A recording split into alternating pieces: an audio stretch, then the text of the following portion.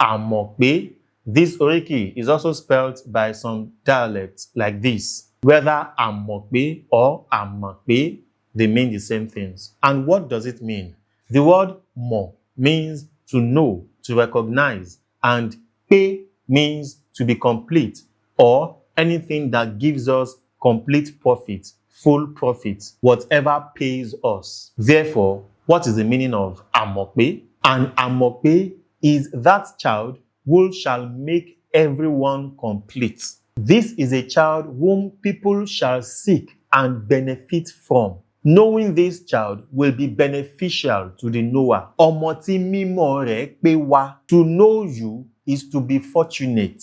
I can say that I am complete and whole and full just because I have known you. Amope, when the parents saw this child, they knew that their lives have been made full. They knew that abundance has been introduced to their life. They knew that they are now complete and whole just because they have known this blessing of a child. Amope. Wàá Ṣere.